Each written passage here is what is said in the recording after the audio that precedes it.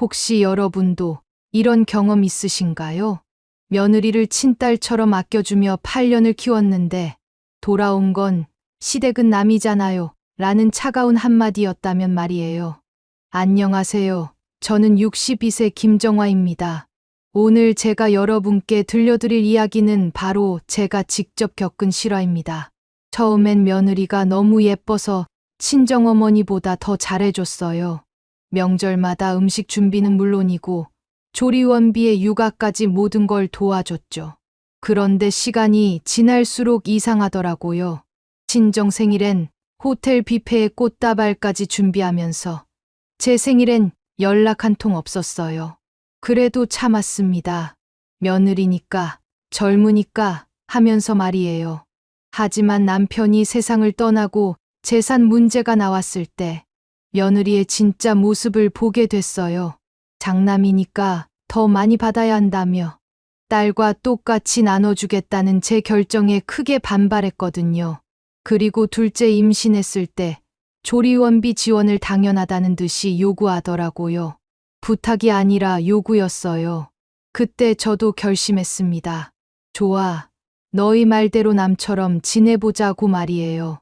첫째 때는 그렇게 정성껏 도와줬으면서 둘째 돌잔치에는 저를 그냥 손님 취급하더니 일손이 부족하니까 도와달라고 하더라고요. 당연히 거절했죠. 그 후로 모든 게 바뀌었어요. 며느리가 급하게 선물 들고 찾아와서 사과하기 시작했고, 제가 아플 때는 직접 와서 간병까지 해주더라고요. 하지만 저는 쉽게 마음을 열지 않았어요. 한번 깨진 신뢰는 그렇게 쉽게 회복되지 않거든요. 제가 이 이야기를 들려드리는 이유는 혹시 저와 같은 상황에 계신 분들이 있다면 조금이나마 위로가 되었으면 하는 마음 때문입니다. 그리고 무엇보다 제가 어떻게 이 상황을 헤쳐나갔는지 보여드리고 싶어서요. 본격적인 이야기 시작 전에 구독과 좋아요 눌러주시면 저에게 큰 힘이 됩니다. 그럼 시작하겠습니다. 은지가 저희 집 며느리로 들어온 지 벌써 8년이 됐습니다. 처음 만났을 때부터 저는 은지를 정말 마음에 들어 했어요. 예쁘고 똑똑하고 무엇보다 제 아들을 좋아해 주는 게 너무 고마웠거든요. 그래서 결혼 준비부터 시작해서 정말 친딸처럼 챙겨줬습니다.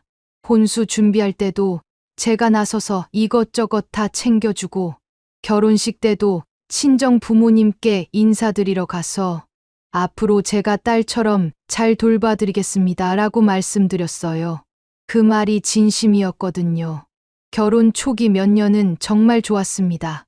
은지도 저를 진짜 어머니처럼 따랐고 명절이나 특별한 날에는 꼭 연락해서 안부를 물어봤어요. 저도 은지가 너무 예뻐서 틈만 나면 반찬도 해서 갖다 주고 계절이 바뀔 때마다 옷도 사주고 그랬습니다. 남편도 당신이 며느리를 너무 잘 대해준다. 우리 딸보다 더 챙기는 것 같다고 할 정도였어요. 저는 그게 당연한 일이라고 생각했습니다. 제 아들과 결혼해서 우리 가족이 된 이상 친딸과 다를 바 없다고 생각했거든요. 특히 은지가 첫 아이를 가졌을 때는 제가 정말 발 벗고 나서서 도왔습니다. 산후조리원비도 제가 다 부담했고 조리원에서 나온 후에도 한 달 동안 매일 찾아가서 빨래도 해주고 아이도 돌봐주고 그랬어요. 그때 은지가 제게 어머니 정말 감사해요. 친엄마보다 더 잘해주시는 것 같아요. 라고 말했을 때 얼마나 뿌듯했는지 모릅니다. 저는 그 말을 듣고 우리가 뭘 그런 걸 가지고 그러냐. 다 가족인데 라고 대답했어요. 손자도 정말 예뻤습니다. 제가 워낙 아이들을 좋아해서 손자 돌보는 일은 전혀 힘들지 않았어요. 오히려 재미있고 보람찼죠. 은지가 직장에 복귀한 후에도 아이 돌봄은 거의 제가 맡아서 했습니다. 주변 사람들도 저를 부러워했어요. 정화 씨는 정말 복이 많다. 며느리가 그렇게 착하고 예의 바르다니라고 말하는 사람들이 많았거든요. 저도 그 말을 듣고 뿌듯해했습니다. 그런데 언제부터였을까요? 조금씩 은지의 태도가 달라지기 시작했어요. 처음에는 제가 너무 예민하게 생각하는 건 아닌가 싶었는데 시간이 지나면서 그게 제 착각이 아니라는 걸 깨달았습니다. 변화의 신호는 아주 작은 것부터 시작됐어요.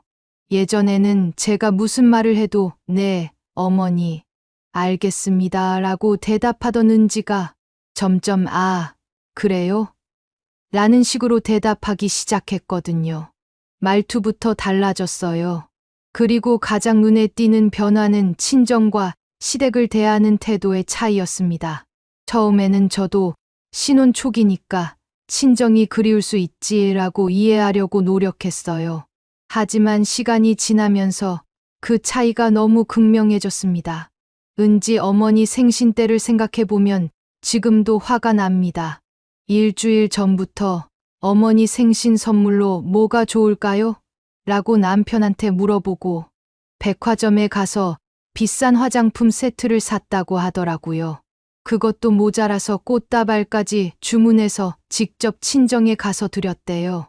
친정 어머니 생신날에는 온 가족이 다 모여서 호텔 뷔페에서 식사를 하고 케이크까지 준비해서 성대하게 축하했다는 이야기를 들었습니다.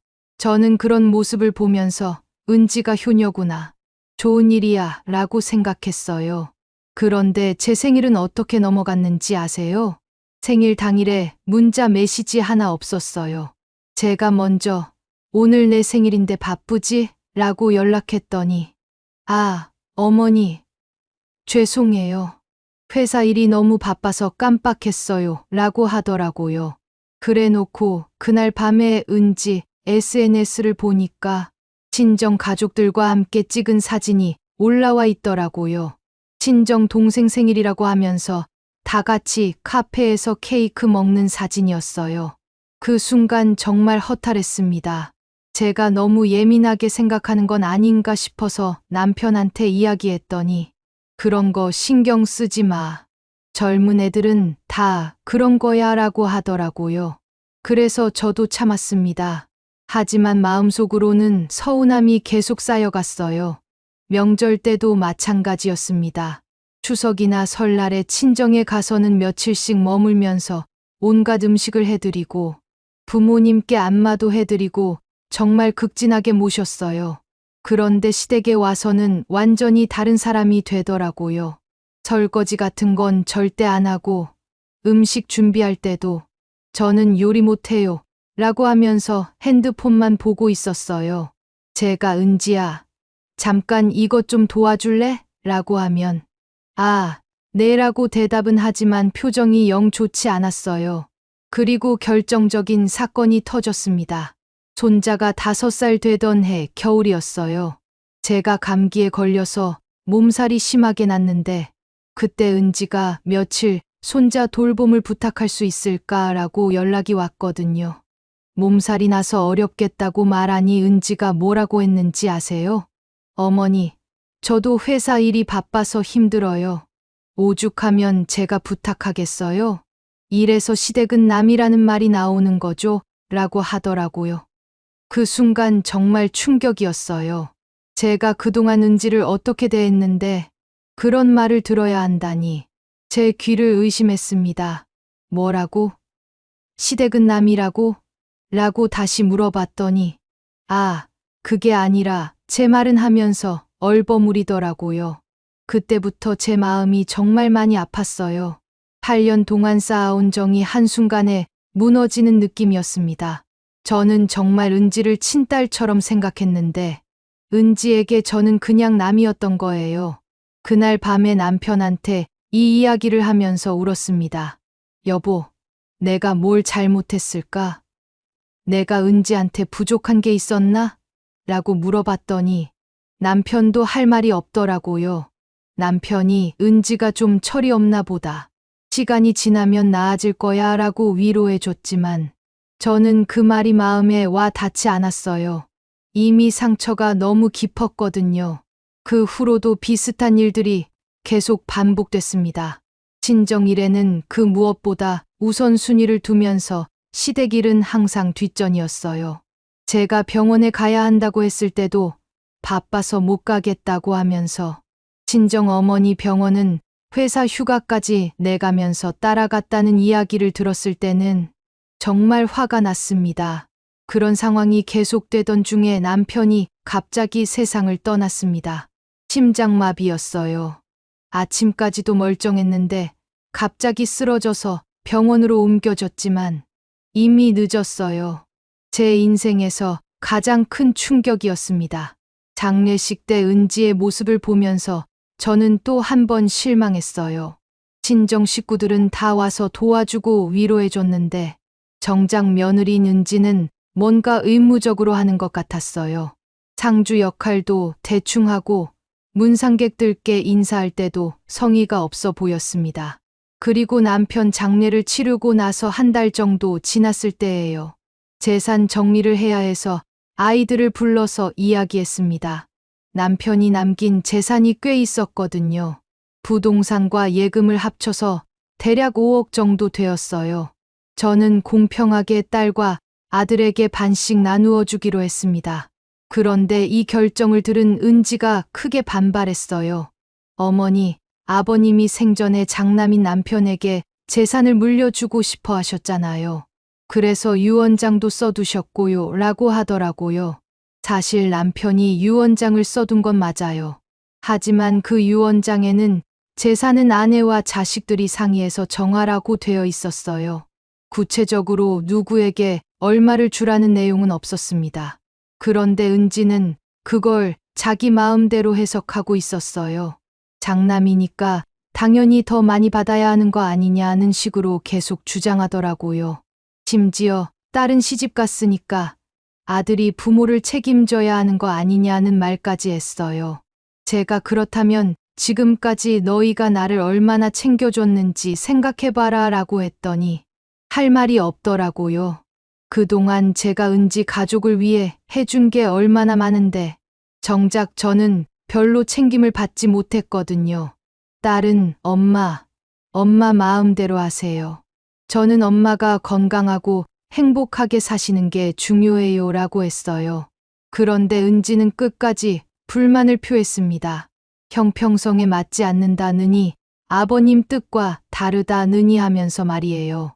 결국 제가 내 재산을 내가 어떻게 하든 그건 내 마음이다. 더 이상 이 이야기 하지 말자라고 단호하게 말했어요. 그랬더니 은지가 화가 나서 그날 그냥 가버렸습니다. 그 후로 한동안 연락이 없었어요. 제가 먼저 연락해서 손자 보고 싶다고 했더니 그제야 대답하더라고요. 하지만 예전 같은 친밀감은 완전히 사라졌습니다. 그리고 몇 달 후에 은지가 둘째를 임신했다는 소식을 들었어요. 저는 기뻤습니다. 손자가 하나 더 생긴다니까요. 그런데 은지의 태도는 여전히 차갑더라고요. 임신 중에도 저를 찾아오는 일이 거의 없었어요. 제가 몸은 어떠냐, 뭐 필요한 거 없냐고 물어봐도 괜찮다고만 하고 더 이상 이야기하려 하지 않았어요. 그런데 출산 예정일이 가까워지면서 갑자기 문자가 왔어요. 어머니, 이번에도 산후조리원비 지원 가능하신가요? 첫째 때처럼 부탁드립니다. 라는 내용이었어요. 그 문자를 받았을 때 정말 어이가 없었어요. 그동안 저를 어떻게 대했는지는 생각도 안 하고 돈이 필요할 때만 연락하는 거예요. 더군다나 부탁드립니다가 아니라 지원 가능하신가요? 라고 물어보는 게 마치 당연한 권리인 것처럼 느껴졌어요. 저는 그 문자를 받고 한참을 생각했습니다. 첫째 때는 제가 기꺼이 도와줬어요. 그때는 정말 은지를 친딸처럼 생각했거든요. 하지만 지금은 상황이 완전히 달라졌어요. 시댁은 남이잖아요. 라고 했던 그 말이 계속 머릿속에 맴돌았어요. 그렇다면 정말 남처럼 대해야 하는 거 아닌가 싶었습니다. 결국 저는 이렇게 답장을 보냈어요. 이번엔 어려울 것 같다. 미안하다라고 말이에요. 그랬더니 은지가 전화를 걸어왔습니다. 은지가 전화를 걸어와서 하는 말이 어머니, 왜 갑자기 그러세요? 첫째 때는 그렇게 잘해주시더니 둘째는 왜 안 도와주시는 거예요? 라고 하더라고요. 그 말을 듣고 저는 정말 화가 났어요. 은지야, 첫째 때와 지금이 같다고 생각하니? 그동안 내가 나를 어떻게 대했는지 정말 모르겠니? 라고 했더니 어머니가 왜 그러세요? 제가 뭘 잘못했다고 그러세요? 라고 되묻더라고요. 그래서 저는 차근차근 설명해 줬어요. 너는 시댁은 남이라고 했잖아. 그렇다면 정말 남처럼 대하자. 친정 부모님께는 그렇게 잘하면서 시댁에는 왜 그런 태도를 보이는지 이해할 수 없다고 말했어요. 그랬더니 은지가 그때 제가 한 말은 순간적으로 나온 말이에요. 진심이 아니었어요. 라고 변명하더라고요. 하지만 저는 이미 결심을 한 후였어요. 순간적으로 나온 말일수록 진심이 담겨 있는 법이야. 그리고 그 말이 순간적이었다 해도 그 후에 내가 보인 행동들은 어떻게 설명할 거니? 라고 했더니 할 말이 없더라고요. 결국 은지는 화가 난 채로 전화를 끊었어요. 그리고 며칠 후에 아들이 찾아왔습니다. 엄마, 은지가 너무 속상해한다. 조리원비 좀 도와줄 수 없겠나 라고 하더라고요. 아들의 부탁을 들으니까 마음이 좀 흔들렸어요. 그래도 제 아들이니까요. 하지만 저는 흔들리지 않기로 했어요. 아들아, 내 아내가 나한테 어떻게 했는지 너도 다 알잖아. 그런데 왜 나한테만 양보하라고 하니? 라고 했어요. 아들이 엄마, 그래도 가족이잖아요 라고 하니까 저는 정말 어이가 없었어요. 가족이라고? 내 아내는 나를 가족이라고 생각하지 않던데? 라고 했더니 아들도 할 말이 없더라고요. 결국 아들은 엄마가 그렇게 생각하신다면 어쩔 수 없죠 라고 하면서 돌아갔어요. 하지만 제가 보기에는 은지의 심부름을 온 것 같았어요. 진짜 아들 마음에서 나온 부탁이라면 다르게 이야기했을 텐데 말이에요. 그 후로 몇 달 동안 연락이 없었어요. 은지가 출산했다는 소식도 나중에 다른 사람을 통해 들었어요. 저는 손자가 태어났다는 소식을 들으니까 마음이 복잡했어요. 기쁘면서도 서운했죠. 하지만 후회는 하지 않았어요. 제가 한 선택이 맞다고 생각했거든요. 그동안 제가 너무 일방적으로 베풀기만 했어요. 받는 것은 생각하지 말고 주기만 하자고 생각했는데 그게 오히려 은지를 버릇없게 만든 것 같았어요. 몇 개월 후에 손자 돌잔치 초대장이 왔어요. 문자로 어머니, 돌잔치 하니까 오세요라는 간단한 메시지와 함께 말이에요. 예전 같았으면 제가 돌잔치 준비부터 다 도와줬을 텐데 이번에는 그냥 초대받은 손님 취급이더라고요. 저는 고민했어요. 가야 하나 말아야 하나. 손자는 죄가 없는데 할머니가 돌잔치에 안 가면 안 되는 거 아닌가 싶기도 했어요. 하지만 결국 가지 않기로 했어요. 대신 택배로 선물만 보냈어요. 그것도 너무 비싸지 않은 적당한 선물로 말이에요. 예전 같았으면 백화점 가서 비싼 선물을 골라서 직접 가져갔을 텐데. 이번에는 그러지 않았어요. 은지가 문자를 보내왔어요. 어머니, 왜 안 오셨어요? 손자가 할머니 찾더라고요 라고 하더라고요. 그 문자를 보니까 마음이 아팠어요. 하지만 저는 단호하게 바빠서 못 갔다고 답장했어요. 그 후로 은지의 태도가 조금씩 바뀌기 시작했어요. 가끔 안부 문자를 보내오고 명절에는 간단한 선물을 보내오기도 했어요. 하지만 저는 예전처럼 반응하지 않았어요. 은지가 보내는 선물들을 보면서 저는 복잡한 심정이었어요. 분명히 예전보다는 신경을 쓰고 있다는 게 느껴졌거든요. 하지만 그게 진심인지 아니면 그냥 형식적인 것인지 확신이 서지 않았어요. 특히 명절 때 보내온 선물 상자를 보면서 생각했어요. 이게 정말 저를 생각해서 보내는 건지 아니면 재산 상속 때문인지 말이에요. 왜냐하면 여전히 직접 찾아오지는 않았거든요. 저는 그런 선물들을 받아도 특별한 반응을 보이지 않았어요. 고맙다는 인사도 간단하게 하고 예전처럼 고생했다, 수고했다는 식의 지켜세우는 말은 하지 않았어요. 그런데 어느 날 손자가 갑자기 열이 나서 병원에 입원했다는 연락을 받았어요. 아들이 전화를 해서 엄마, 애가 아파서 병원에 있다고 하더라고요. 그 순간 저는 정말 마음이 급해졌어요. 아무리 며느리와 사이가 좋지 않아도 손자는 제 핏줄이잖아요. 그래서 바로 병원으로 달려갔어요. 병원에서 손자를 보니까 얼마나 안쓰럽던지요. 은지는 제가 오는 걸 보고 놀라는 표정이었어요. 아마 올 거라고 생각하지 못했나 봐요. 저는 은지한테 애가 많이 아프니? 라고 물어봤더니 네, 갑자기 열이 나서 걱정이에요. 라고 대답하더라고요. 그날 밤 저는 병원에서 손자를 돌봐줬어요. 은지가 어머니, 집에 가서 쉬세요라고 했지만 저는 괜찮다고 했어요. 아픈 손자를 두고 집에 갈 수는 없었거든요. 다음 날 아침에 손자가 많이 나아졌어요. 열도 떨어지고 밥도 조금씩 먹더라고요.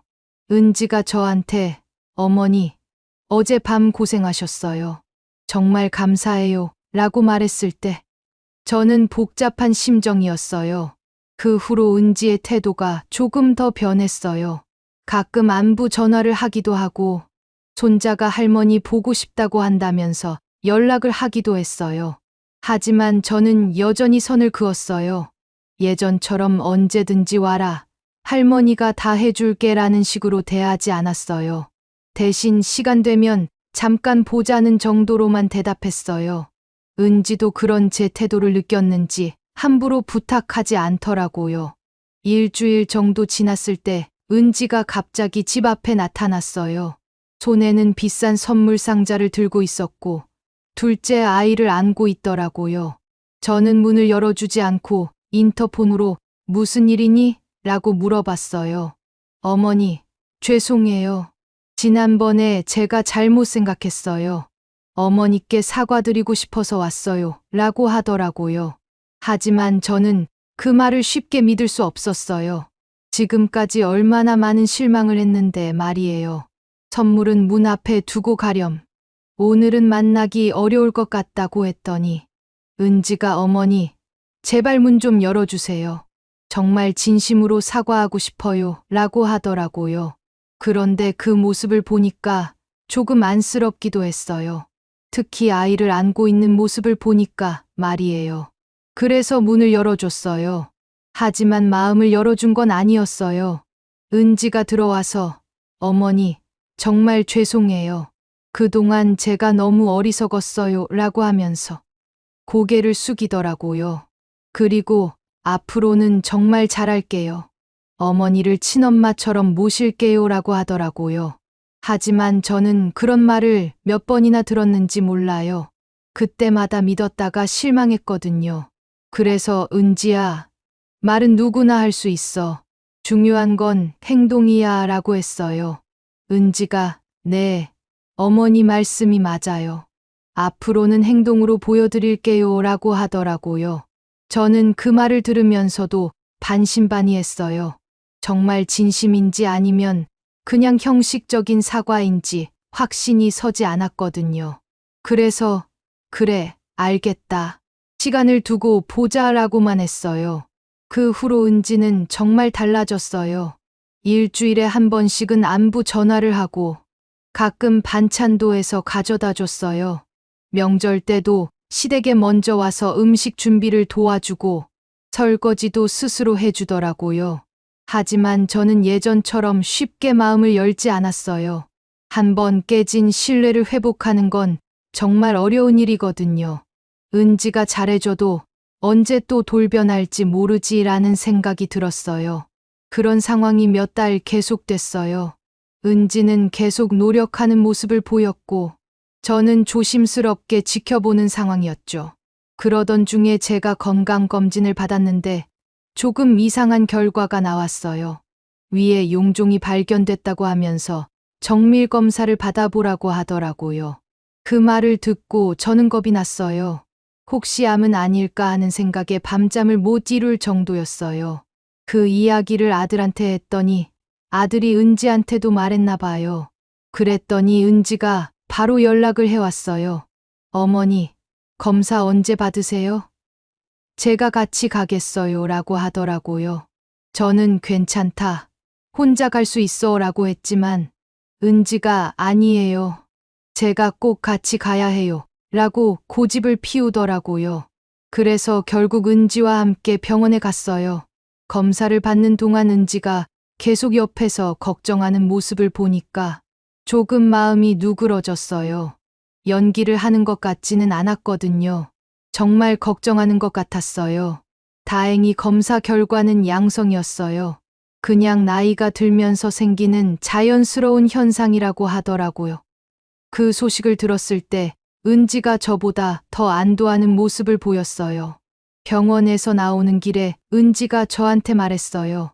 어머니, 정말 다행이에요. 검사 받으실 때 얼마나 걱정됐는지 몰라요 라고 하더라고요. 그 말을 들으니까 제 마음도 조금 따뜻해졌어요.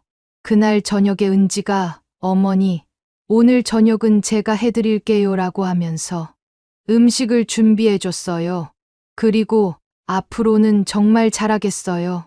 그동안 제가 너무 철없었어요 라고 또 사과하더라고요. 저는 그때부터 은지를 조금씩 다시 받아들이기 시작했어요.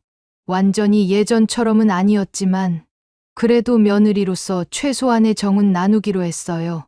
하지만 예전처럼 무조건적으로 베풀지는 않았어요. 은지가 뭔가 부탁을 하면 할 수 있는 건 해주고 할 수 없는 건 확실하게 거절했어요. 예전에는 무리해서라도 다 들어줬는데 이제는 제 선에서 가능한 것만 해주기로 했어요. 그런 태도를 보이니까 은지도 함부로 부탁하지 않더라고요. 정말 필요한 일만 조심스럽게 부탁하고 제가 거절하면 네, 알겠어요 라고 순순히 받아들였어요. 그렇게 몇 개월이 지났을 때 딸이 저한테 이런 말을 했어요. 엄마, 요즘 마음이 편해 보여요. 예전보다 훨씬 당당해지신 것 같아요 라고 하더라고요. 딸의 말을 들으니까 정말 그런 것 같았어요. 예전에는 항상 내가 며느리한테 잘해야지, 내가 참아야지 라는 생각에 스트레스를 많이 받았거든요. 하지만 이제는 그런 부담이 없어졌어요. 제가 해줄 수 있는 만큼만 해주고 그 이상은 기대하지도 않고 해주지도 않으니까 마음이 편했어요. 그리고 은지도 그런 제 태도에 맞춰서 행동하니까 서로 적당한 거리를 유지할 수 있었어요. 딸과는 여전히 친밀한 관계를 유지했어요. 딸은 예전부터 저를 잘 챙겨줬거든요. 시집간 후에도 자주 연락하고 가끔 아이들 데리고 와서 저와 함께 시간을 보내주었어요. 딸이 엄마가 행복하게 사시는 게 제일 중요해요. 다른 사람들 눈치 보지 마시고 엄마 하고 싶은 대로 하세요 라고 말해줄 때 정말 고마웠어요. 그런데 어느 날 은지가 갑자기 저한테 와서 어머니, 저 고민이 있어요 라고 하더라고요. 무슨 고민인지 물어봤더니 친정엄마가 요즘 치매 초기 증상이 보인다고 해요. 어떻게 해야 할지 모르겠어요 라고 하더라고요. 저는 그 말을 듣고 은지가 안쓰럽기도 했어요. 아무리 우리 사이가 좋지 않았어도 시어머니한테 고민을 털어놓을 정도로 힘든 상황인가 보다 싶었거든요. 그래서 어떻게 하려고 하니? 라고 물어봤더니 일단 병원에 모시고 가서 정확한 진단을 받아보려고 해요. 그런데 치료비가 만만치 않을 것 같아서 걱정이에요 라고 하더라고요. 저는 그 말을 듣고 잠깐 고민했어요. 예전 같았으면 내가 도와줄게라고 바로 말했을 텐데 이제는 그럴 수 없었어요. 하지만 완전히 외면할 수도 없었고요. 일단 정확한 진단부터 받아봐라. 그리고 필요하면 그때 상의해보자 라고 했어요. 구체적인 약속은 하지 않았지만 아예 거절하지도 않았어요. 은지가 네, 알겠어요. 상의 드릴게요 라고 하면서 고마워하더라고요. 그 모습을 보니까 예전과는 정말 달라진 것 같았어요. 예전에는 당연하다는 듯이 요구했는데 이제는 조심스럽게 부탁하더라고요. 며칠 후에 은지가 다시 왔어요. 친정어머니 병원 검사 결과를 들고 와서 보여주더라고요. 역시 치매 초기 단계라는 진단이 나왔더라고요. 은지가 어머니, 어떻게 해야 할까요? 라고 물어보는 모습이 정말 힘들어 보였어요. 저는 솔직히 복잡한 심정이었어요. 은지가 그동안 친정을 얼마나 챙겼는지 다 알고 있었거든요. 그런데 정작 어려운 일이 생기니까 저한테 도움을 요청하는 거예요. 은지야, 솔직히 말해볼게. 너는 그동안 친정을 최우선으로 생각했잖아. 그런데 이런 어려운 일이 생기니까 시댁에 도움을 요청하는 게 맞다고 생각하니? 라고 물어봤어요. 은지가 어머니 말씀이 맞아요. 그동안 제가 정말 잘못 생각했어요. 하지만 지금은 정말 어쩔 줄 모르겠어요. 라고 하면서 눈물을 흘리더라고요. 그 모습을 보니까 저도 마음이 아팠어요. 아무리 미웠어도 이렇게 힘들어하는 모습을 보면 사람이 어떻게 외면할 수 있겠어요. 하지만 그렇다고 예전처럼 무조건 도와줄 수는 없었어요. 은지야, 내가 도와주는 건 불가능한 일은 아니야. 하지만 조건이 있어 라고 했어요. 은지가 어떤 조건이요? 라고 물어보더라고요. 앞으로는 친정과 시댁을 똑같이 대해야 해.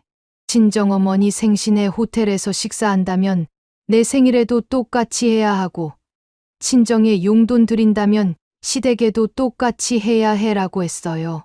은지가 잠깐 망설이더니, 네, 알겠어요. 앞으로는 정말 똑같이 하겠어요. 라고 대답했어요. 저는 그 대답을 듣고 말만 하지 말고 정말 그렇게 해야 해. 한 번 더 실망시키면 그때는 정말 끝이야 라고 단호하게 말했어요. 그래서 저는 은지 친정어머니 치료비를 일부 도와주기로 했어요. 전액은 아니고 제가 할 수 있는 선에서만 말이에요. 은지가 정말 고마워했어요. 그 후로 은지는 정말 달라졌어요. 제 생일 때 호텔에서 식사를 대접해주고 명절마다 용돈도 똑같이 드리더라고요. 친정과 시댁을 정말 똑같이 대하기 시작했어요. 처음에는 억지로 하는 것 같았지만 시간이 지나면서 자연스러워졌어요. 그리고 저도 그런 은지의 변화를 보면서 조금씩 마음을 열기 시작했어요. 하지만 예전처럼 무조건적인 사랑은 아니었어요. 서로 주고받는 관계, 서로 존중하는 관계로 바뀐 거죠. 저는 이게 더 건강한 관계라고 생각했어요. 어느 날 은지가 저한테 어머니, 그동안 정말 죄송했어요. 이제야 어머니 마음을 알 것 같아요. 라고 하더라고요. 시댁은 남이라고 한 제 말, 정말 잘못된 생각이었어요. 라고 덧붙였어요. 저는 이제 알았으면 됐어. 앞으로는 그런 생각하지 마라고 했어요. 그리고 가족이라는 건 혈연으로만 되는 게 아니야. 서로 아끼고 챙기는 마음이 있어야 진짜 가족이 되는 거야 라고 말해줬어요. 은지가, 네, 이제 정말 알겠어요. 앞으로는 어머니를 진짜 어머니라고 생각하고 모실게요 라고 했어요. 저는 그 말을 듣고 조금 마음이 따뜻해졌어요. 그렇게 시간이 지나면서 우리 관계는 조금씩 회복됐어요. 완전히 예전으로 돌아간 건 아니지만 서로 존중하고 배려하는 관계가 됐어요. 요즘 저는 정말 마음이 편해요. 예전에는 며느리 눈치를 보면서 살았는데 이제는 제가 하고 싶은 대로 살고 있어요. 해주고 싶으면 해주고 하기 싫으면 안 해주고 그렇게 살고 있어요. 은지도 이제는 저한테 무리한 부탁을 하지 않아요. 정말 필요한 일만 조심스럽게 부탁하고 제가 거절하면 순순히 받아들여요. 그래서 서로 스트레스 없이 지낼 수 있게 됐어요. 손자들과의 관계도 좋아졌어요. 예전에는 은지가 아이들을 데리고 올 때마다 제가 모든 걸 다 해줘야 한다는 부담이 있었는데 이제는 그런 부담이 없어요. 하고 싶을 때만 해주고 피곤하면 할머니 좀 쉬어야겠다고 말해요. 그랬더니 손자들도 할머니를 더 배려하게 됐어요. 할머니, 괜찮으세요? 할머니 힘들면 우리가 조용히 있을게요 라고 말하는 걸 보면 정말 기특해요. 딸은 여전히 저를 잘 챙겨줘요. 엄마, 정말 잘하셨어요. 엄마가 너무 일방적으로 퍼주기만 하는 것 같아서 걱정했는데, 이제 당당해지신 것 같아서 다행이에요 라고 말해줘요. 저는 이 모든 일을 겪으면서 깨달은 게 있어요. 가족이라는 이름으로 무조건 참고 양보하는 게 능사가 아니라는 거예요. 서로 존중하고 배려할 때 진짜 가족이 될 수 있다는 걸 깨달았어요. 그리고 나이 들어서도 새로운 걸 배울 수 있다는 것도 알았어요. 저는 60이 넘어서야 아니오라고 말하는 법을 배웠어요. 그 전까지는 항상 그래, 알겠다만 말하고 살았거든요. 요즘 주변 친구들이 저한테 와서 상담을 받아요. 정화야, 너는 어떻게 그렇게 당당하게 바뀌었니? 나도 며느리 때문에 스트레스가 심한데 어떻게 해야 할까? 라고 물어봐요. 그럴 때마다 저는 이렇게 말해줘요. 일방적으로 퍼주기만 하지 마. 받을 것도 받아야 해. 그래야 균형이 맞아 라고 말이에요. 그리고 가족이라는 이름으로 무조건 참지 마. 잘못된 건 잘못됐다고 말해야 해 라고도 해요. 사실 처음에는 이렇게 바뀌는 게 쉽지 않았어요. 평생 착하게만 살아온 사람이 갑자기 단호해지는 게 어디 쉬운 일이겠어요. 하지만 한번 시작하니까 점점 쉬워졌어요. 그리고 무엇보다 제 마음이 편해졌어요. 예전에는 항상 내가 잘못했나? 내가 부족한가? 라는 생각에 시달렸는데, 이제는 그런 생각을 하지 않아요. 은지와의 관계도 이제는 어느 정도 안정됐어요. 서로 적당한 선을 지키면서 지내고 있어요. 예전처럼 친밀하지는 않지만 그렇다고 적대적이지도 않아요. 그냥 며느리와 시어머니로서 지켜야 할 예의는 지키면서 지내고 있어요. 가끔 은지가 어머니, 그때 제가 정말 잘못했어요 라고 사과할 때가 있어요. 그럴 때마다 저는 이제 다 지난 일이야. 앞으로만 잘하자 라고 말해줘요. 그런데 완전히 용서했다는 건 아니에요. 한번 깨진 신뢰는 쉽게 회복되지 않거든요. 하지만 앞으로를 위해서 과거에 얽매이지 않으려고 노력하고 있어요. 이제 저는 제 인생을 살고 있어요. 60이 넘어서야 비로소 제 인생을 찾은 것 같아요. 예전에는 항상 다른 사람들을 위해 살았거든요. 남편을 위해, 아이들을 위해, 며느리를 위해 살았어요.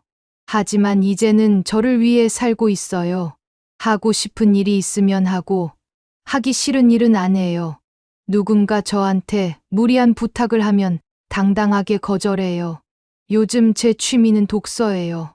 도서관에서 책을 빌려와서 읽는 게 정말 즐거워요. 특히 여행 관련 책들을 많이 읽어요. 코로나가 끝나면 혼자서 여행을 가보려고 계획하고 있어요. 친구들과 만나서 수다 떠는 것도 즐거워요.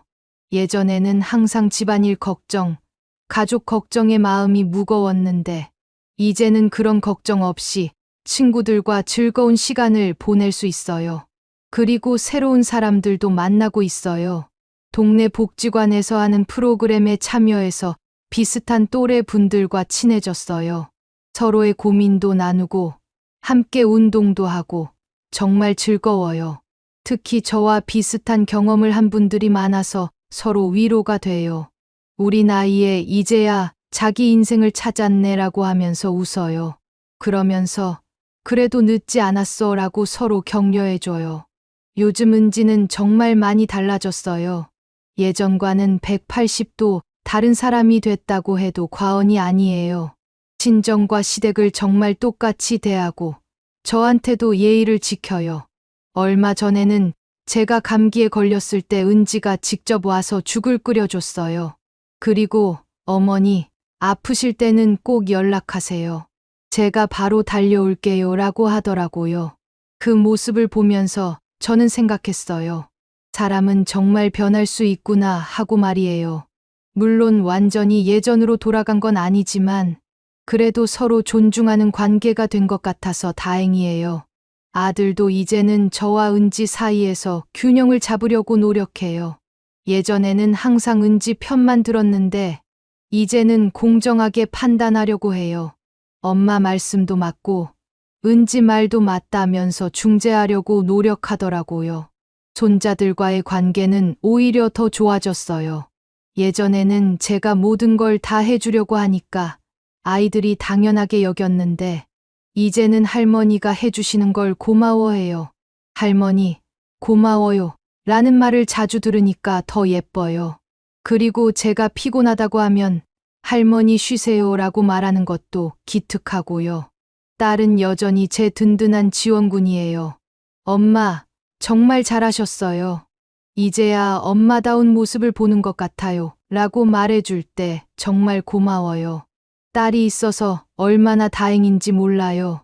저는 지금까지 제 이야기를 들려드리면서 한 가지 꼭 말씀드리고 싶은 게 있어요. 가족이라는 이름으로 무조건 참고 희생하는 것만이 능사가 아니라는 거예요. 서로 존중하고 배려할 때 진짜 가족이 될 수 있어요. 일방적으로 주기만 하면 상대방이 그걸 당연하게 여기게 돼요. 그러면 결국 관계가 망가져요. 저도 처음에는 내가 참으면 되겠지, 내가 더 잘해주면 되겠지, 라고 생각했어요. 하지만 그런 생각이 오히려 문제를 더 크게 만들었어요. 때로는 아니오라고 말할 수 있는 용기가 필요해요. 그래야 상대방도 나를 소중히 여기게 돼요. 저는 60이 넘어서야 이 진리를 깨달았지만 여러분은 저보다 일찍 깨달으셨으면 좋겠어요. 지금 제 삶은 정말 평화로워요. 스트레스도 없고 마음도 편해요. 물론 완벽한 건 아니지만 적어도 제가 원하는 방식으로 살고 있어요. 은지와의 관계도 이제는 적당한 선에서 유지하고 있어요. 너무 가깝지도 않고 너무 멀지도 않은 그런 관계예요. 서로에게 상처 주지 않는 선에서 지내고 있어요. 복수라고 하기에는 거창하지만 저는 제 방식대로 제 자존심을 지켰어요. 그리고 은지에게도 교훈을 줄 수 있었고요. 가장 중요한 건 제가 제 인생의 주인이 됐다는 거예요. 이제 저는 미래를 계획하고 있어요. 혼자서도 충분히 행복하게 살 수 있다는 자신감이 생겼거든요. 가족들과는 적당한 거리를 유지하면서 저만의 인생을 만들어 가려고 해요. 여러분도 혹시 저와 비슷한 상황에 계시다면 용기를 내셨으면 좋겠어요. 나이가 들었다고 포기할 필요 없어요. 언제든 새로운 시작을 할 수 있어요. 마지막으로 이 이야기를 끝까지 들어주신 여러분께 감사드려요. 제 경험이 조금이라도 도움이 되셨다면 좋겠어요. 그리고 앞으로도 여러분 모두 행복하고 당당한 인생 사셨으면 좋겠어요. 저의 이야기는 여기까지입니다. 사연이 마음에 와닿았다면 구독과 좋아요 꼭 눌러주세요.